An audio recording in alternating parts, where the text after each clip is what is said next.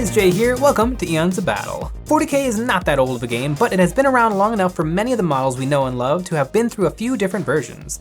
For the most part, I've been really happy with the refreshes and redesigns over the years, but there are just a few I want to talk about. First, let's get into the good stuff. Let's get this out of the way first, then we can dunk on all the bad stuff later. And starting off with number one of my favorite refreshes, the Rubric Marines. Holy cow, did these models glow up. I liked the old models too. They went through an awkward phase where you had to glue metal heads and eventually resin pieces onto plastic Chaos Space Marines, but eventually, Games Workshop treated us to glorious new plastics. The new Rubric Marines kind of steal the thunder of regular Chaos Space Marines because they just look so dapper.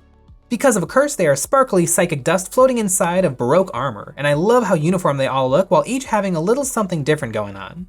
With the old models, it kind of felt like Chaos Space Marines cosplaying as Egyptians, where these models are clearly what they were always intended to be. And they are not squatting. I don't know why the squatty Space Marine pose is such a prevalent thing. Hell, even some of the Primaris are doing it. Games Workshop makes a weird number of undead space Egyptians, but I think these guys do it the best.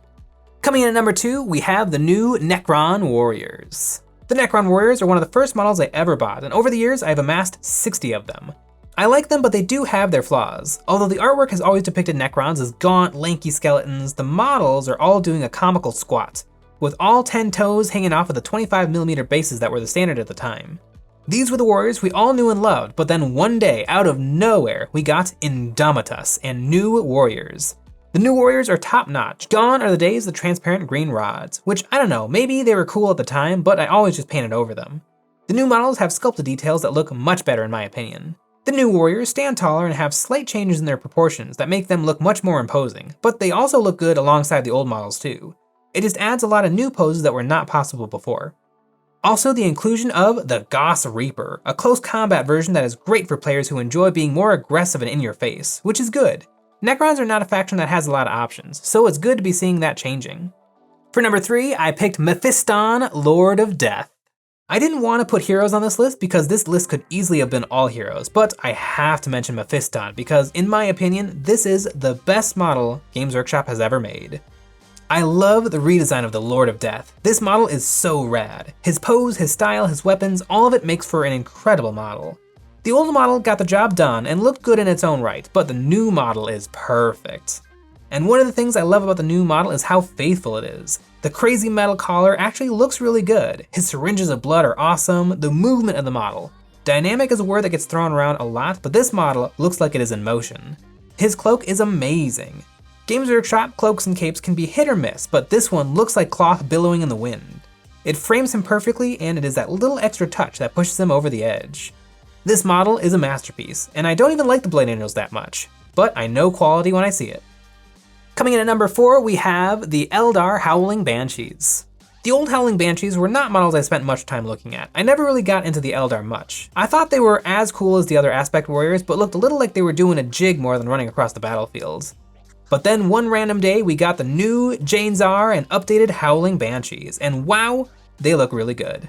The poses are great, and they look like so much fun to paint. I really want to throw some contrast red on the hair and highlight it. The swords are way bigger, but not comically large. They are just right, and the curves of them really help out the curvy nature of the models themselves. They look really lethal and fast. Their hair and tassels are whipping backwards, which helps sell the movement so much. And I love the little grill that makes up their mouth. All the aspects have a cool thing going on with the mouth on their helmets. I still am not really drawn to the Eldar, but if I ever get into them, I know I will do whatever it takes to spam Banshees. And number 5, Primaris Space Marines. I love Primaris Space Marines. I love the old Space Marines too, but sometimes you don't know what you really want until it's presented to you. The old Space Marines were built up so much in the lore, but their models were kinda squatty, wasp-waisted fellas who were barely bigger and taller than a guardsman. I always did the mental photoshopping in my head to fix all the imperfections, but now we have Primaris Space Marines, and for the first time, Marines are now properly large and in charge. Primaris Marines look like giant slabs of soldier with good proportions and awesome table presence. They fill up the 32mm bases that they stand on more than almost any other model. They tower over the other plebs, and it just works so well. And hilariously, just to prove how awkward the old models were, the old helmets and shoulder pads are completely interchangeable with the Primaris.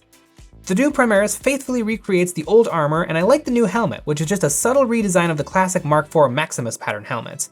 And if they ever make a Primaris version of the Mark VII Screamer helmet, then the transition will truly be complete. But you know what else has futuristic space soldiers? That's right, our merch! We have t-shirts available right now, this design and another one too. Check them out, linked in the description below.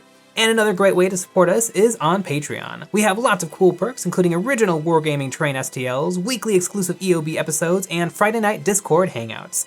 You can also find that linked in the description below. Those were the models with the new sculpts that really buttered my biscuits. But now it's time for models that maybe missed the mark. After years of build up, what we got were models that were confusing, different, or just odd. And starting off, we have the Space Marine Scouts. I want to let you in on a little secret. I don't really like Scouts. In my opinion, the best Scouts we have gotten are the original Metal Scouts from 2nd edition. And I don't think those are that great, just the best we've gotten. Scouts have always been a cool concept. Space Marines in training who are about halfway cooked and are used as sneaky operatives by Space Marine chapters, or meat shields by the Black Templar. They wear weird boxy armor and the old plastic models do this the worst. Their torsos are shaped like cheese wedges and their arms are awkward and small.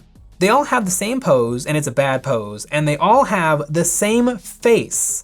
Why? Why would they all have the same ugly face and the same hairstyle? I don't understand what happened, but this is the way things have been for over a decade.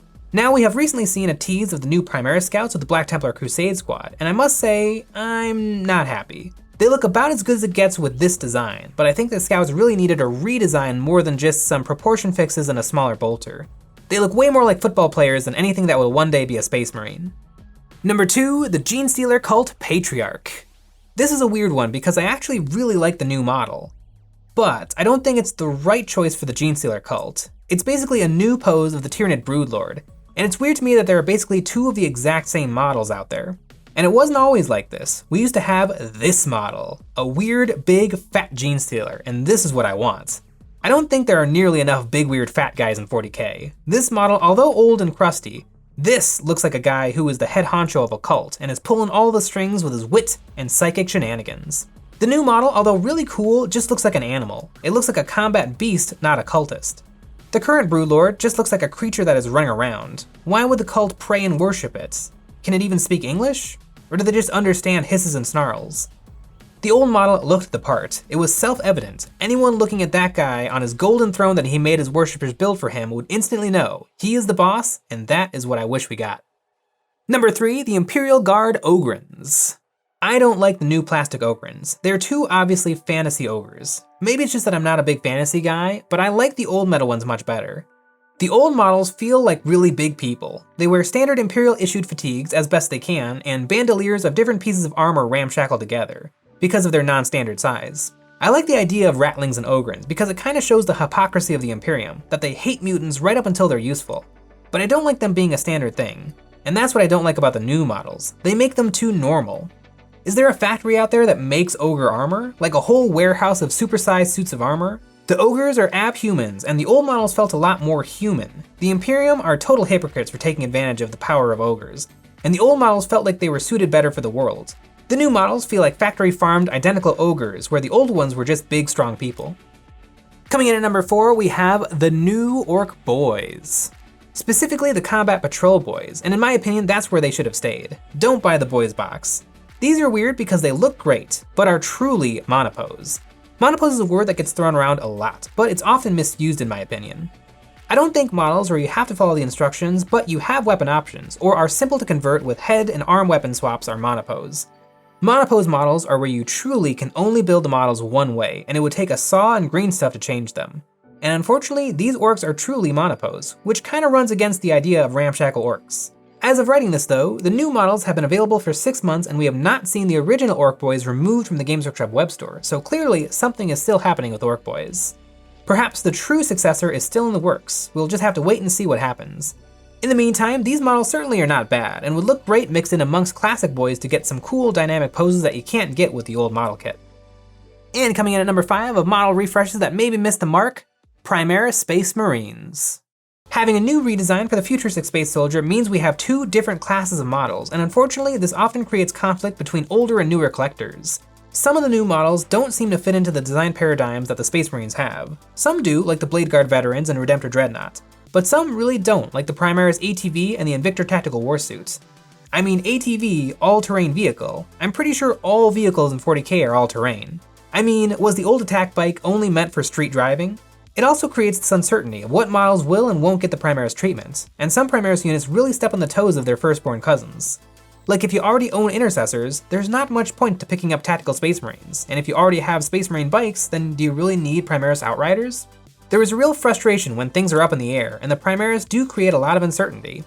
In the lore, things are a bit better. Space Marines are now interesting again with internal conflict, and it is made for some really cool books like Call of the Great Work, Spears of the Emperor, and Apocalypse. But most people don't read the books, and having one army contain two very slightly different factions of the same units is confusing and messy, but that's what we got.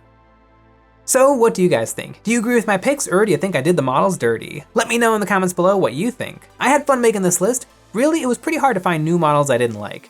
The designers at Games Workshop seem to know what they're doing for the most part.